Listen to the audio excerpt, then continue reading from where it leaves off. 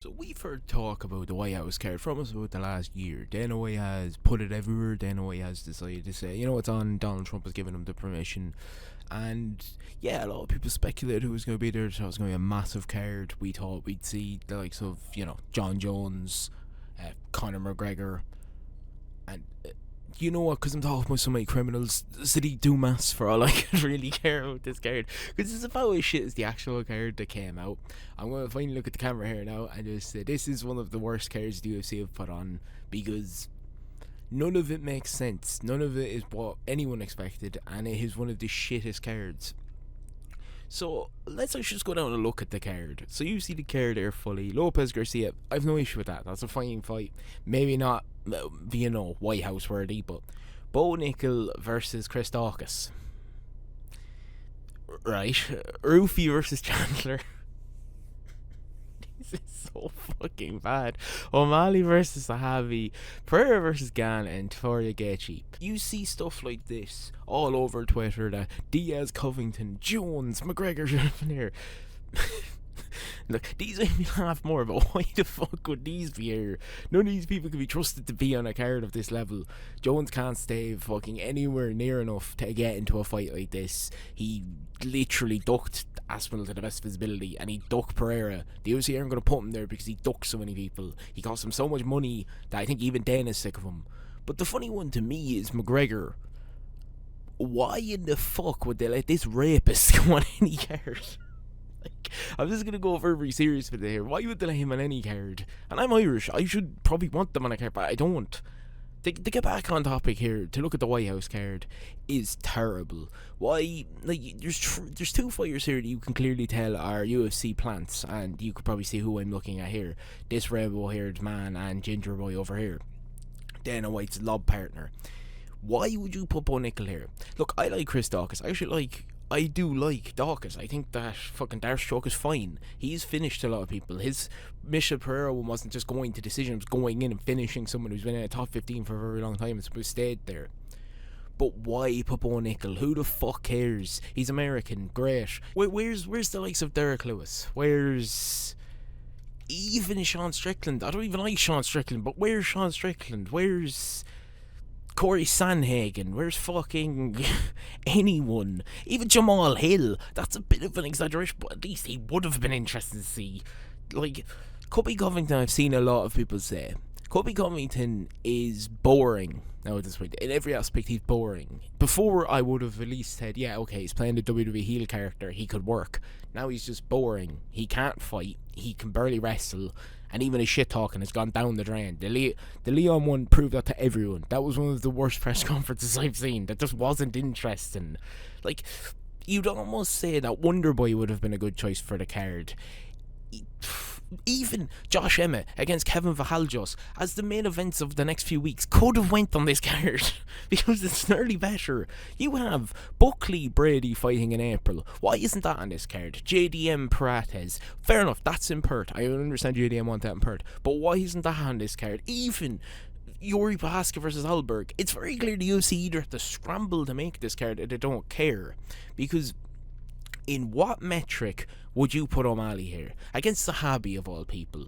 O'Malley has been proven to be terrible against anyone who pressures him. Anyone who puts him underneath a little bit of stress. He doesn't know how to fight against him because he can't fight on the back foot. He never can. He's a rangy, long striker who's really, really good at that and can get into a clinch. But when you actually give someone who's going to push him for the whole fight, he can't fight off the back foot. So this is a strange matchup as well, because who in the casual mindset, I know this card is made for all casuals, but who in the casual mindset is going to sit down and want to watch him fight fucking Zahabi? No one even knows who he is. I know who he is because I watched the UFC. Most people you could go out and ask who are casuals who only watch main events are not going to know a man Zahabi. None of them are. Another one here that I think is getting out of the way here is this French rat, Cyril Gane. I can't understand how he gets another title fight. This is just a big fuck you to Tom Aspinall because he left, obviously, to go to box. He signed with Eddie Hearn. This is a fuck you to him because Gane doesn't deserve this. Maybe it's a cross circle to where they want to see Gane get knocked out, then the fans will be happy, justified, because he will get knocked out here. Gane won't stand a chance against Alex Pereira, and I really don't think there's any real sort of disbelief about it. This is the main issue with this card as well. None of these fighters that you could have picked have really too much, oh, will that happen? Taporia beats Gaethje, Pereira beats Gan, O'Malley beats Zahavi. Rufy Chandler, who knows, in all honesty, because Rufy has proven if you can just wrestle the man a slight bit and get him to the ground, he doesn't know what he's doing. But again, Chandler can't really wrestle, and he's just a bit of a punching bag. Bo Nickel Dawkins, who in their right mind fucking cares? Genuinely speaking, who gives a fuck? Who's going to sit down and watch Bo Nickel fight anyone? I don't fucking care. Personally, I think Kyle Dawkins will beat him as well, but it's just stupid. And then Diego Lopez and Garcia is below. Basically, 4 fights that should be above. That should be above the O'Malley fight. That should be there above the O'Malley fight. Bo Nickel should start the card, then it should go Rufy, then O'Malley, then Lopez. But no, because they're not the UFC industry fans. The O'Malley situation here hits me as the Conor situation back in 2016, 2015, before he fought Aldo, that he fought Dennis Seaver. Like, he was ranked 10th at the time McGregor was 6th. It was one of the most easy layups, and they're trying again with O'Malley so they can do O'Malley and too.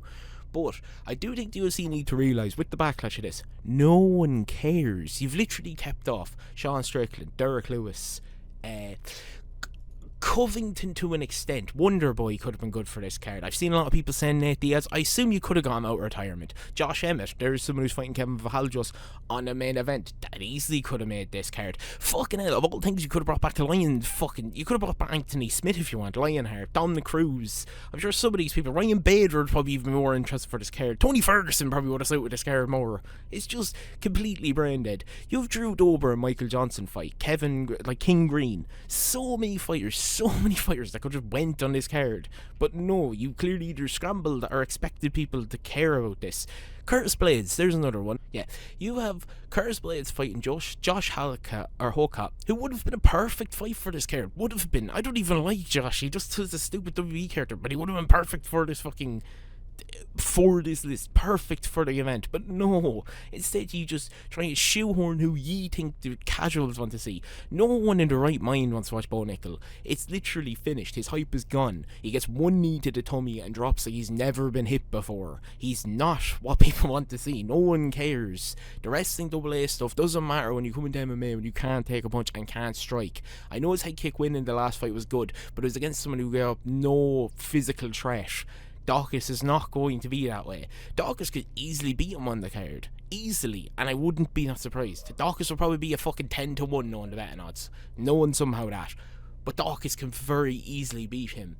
And O'Malley. No one wants to see O'Malley. Even Rufy against Chandler. That's just dumb matchmaking. That just clearly means that Chandler was probably meant to fight Mr. Rapist himself. But it never happened because obviously you can't allow that man to leave Ireland because he probably won't come back. He'll probably be fucking put in prison for life if he leaves Ireland. If you're being realistic, Pereira Gan, that's a fine fight. And Taporia Gaethje, it should have been Islam. But it's still not a bad fight. It's just O'Malley, Rufy Chandler, Oman Zahavi, Bo Nickel Dawkins above Lopez Garcia. Why? Even that's a bit of an odd one, but at least that kind of makes sense. Like, I know it's 2 versus 14, but Garcia's been on a great run and is a brilliant boxer. It's just the fights above it. Bo Nickel being on a US card. I do, like, honestly speaking, there's so many more US fighters. You could have Derek Lewis here. You could add some fun in the press conference. And I understand that's maybe why. They went with the safer options since they know these people won't talk too crazy. You could have went with Strickland. I don't even like Sean, but Sean fought Anthony Hernandez less than 2 months ago, or less than like 2 weeks ago. Why could have he been on this card? He could have easily slotted in between Rufy and Chandler. And you could have took Bo Nickel off this card, easily. You even could have took O'Malley off the card. I don't think anyone would have cared. That O'Malley fight's possibly one of the strangest matchups I've ever seen. Like, you think that he's gone from beating Sonya Dong to fighting Zahabi. Why? Zahabi's beaten no one. It's just one of these ones where the UFC are really, really trying to test the limit of what Paramount Plus can do and see who can unsubscribe, because that's the only way I can describe this. There's no physically other reason that they would have come out with this card, and I think that's just a simple fact. I've just even seen, going through Topology, UFC 328 had Volkov and Acosta. Why is it that for the interim heavyweight title? Why is it fucking Alex Pereira Khan? These two are probably more deserving of it. They've stayed in the division. Oh, this card is hurting my brain. Trying to actually do a matchmaker for this is just hurting my genuine brain because it's so fucking stupid. This card doesn't make any physical sense. The Gan thing's only there as a big fuck you to Tom. I know that. And if he loses, whatever, they're all happy. Aman Zahavi is 14th ranked fighting 3rd in the division. Like, third versus 15th inside the featherweight division. None of it makes any sense.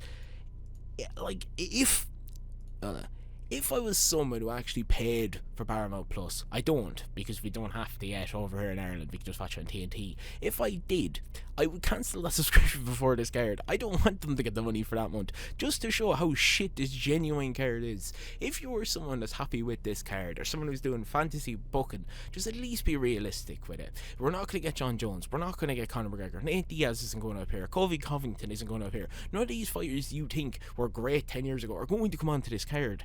It's just brain dead matchmaking and one of the worst UFC cards ever. They're genuinely watching it and just looking at you like you're a fucking genuine spastic. Why are you watching this? And that's just simply it. It's one of the oddest ones. I really, really hope something changes about it, because this was meant to be this great freedom fighter card that has done fuck all. Genuinely one of the worst cards I've ever seen. It's honestly one of the worst. But yeah, I'll get out the rankings. I just kind of want to get this rant out of the way. I don't know why this card just really annoyed me. I never talk about cards, but this one just really did. But anyways, if you did enjoy the video, please hit the like button or hit subscribe, and I'll see you next one. Peace.